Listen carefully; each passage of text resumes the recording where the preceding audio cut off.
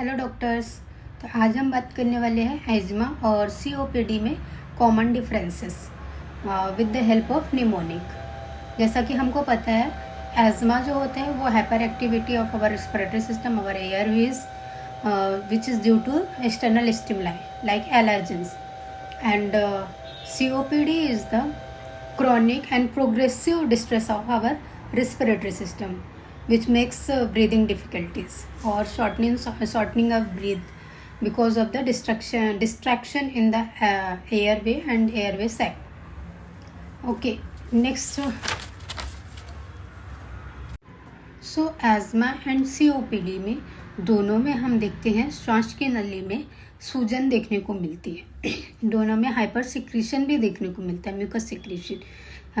जो एज़मा होता है उसमें जो भी सूजन रहती है वो रिवर्सिबल होती है, लेकिन जो सीओपीडी होती है उसमें जो सूजन रहता है सूजन के साथ साथ में हमारे श्वास रेस्पिरेटरी सिस्टम का डैमेज भी हो जाता है। इसकी वजह से वो इरिवर्सिबल होता है। अब हम बात करेंगे दोनों को सिंपली हम याद कैसे रख सकते हैं। इसके लिए दो कॉमन निमोनिक है, एज़मा सीओपीडी और एज़मा। दोनों के लिए याद रखने का सिंपल तरीका, निमोनिक हम याद रखेंगे निमोनिक से। दोनों के लिए निमोनिक है, एज़मा के लिए एलर्जी एंड सीओपीडी के लिए जो उसका कॉमन कॉज होता है स्मोक।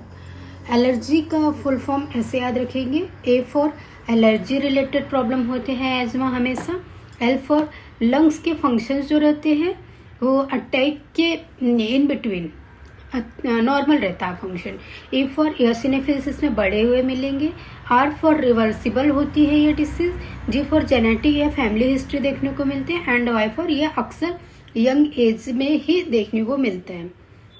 सीओपीडी के लिए एक निमोनिक रहेगा स्मोक, एस फॉर स्मोक हमेशा स्मोकिंग हिस्ट्री मिलेगी आपको, M for mucus productive cough देखने को मिलेगा, ओ फॉर ऑब्स्ट्रक्टिव इरिवर्सिबल इसमें ऑब्स्ट्रक्शंस मिलेंगे हमेशा, K for killing, O for जो ऑब्स्ट्रक्शन रहेंगे वो इरिवर्सिबल रहेंगे, के फॉर किलिंग लंग्स फंक्शंस या फिर लंग सिस्टम, यानी कि इसमें एयर सैक या फिर एयरवेज में डैमेजेस देखने को मिलते हैं। ए फॉर एल्डरली ऑनसेट, ये हमेशा एल्डर एज में मिलता है देखने को, यानी कि बूढ़ों में देखने को मिलता है। जानकारी आपको अच्छी लगी हो तो लाइक शेयर एंड सब्सक्राइब करिए। Thank you.